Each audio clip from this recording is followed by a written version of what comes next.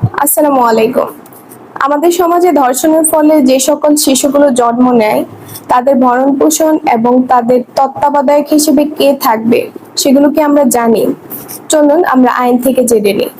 আমাদের একটি আইন আছে, নারী ও শিশু নির্যাতন দমন আইন ২০০০। সেখানকার ধারা ১৩-তে বলা হয়েছে, আমাদের সমাজে ধর্ষণের ফলে যে শিশুগুলো জন্ম নিবে তাদেরকে তত্ত্বাবধায়ক হিসেবে রাখবেন তাদের মা বা মায়ের পরিবার, মানে কাস্টাডি থাকবে মা বা মায়ের পরিবার।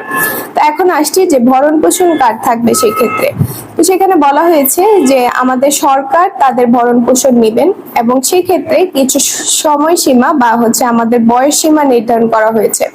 ধর্ষণের ফলে যে শিশুটি জন্ম নিবে সে যদি ছেলে হয়ে থাকে তাহলে তার ভরণ পোষণের দায়িত্ব ২১ বছর পর্যন্ত আমাদের সরকার নিয়ে থাকবেন, এবং সে যদি মেয়ে হয়ে থাকে সেক্ষেত্রে তার বিবাহ হওয়ার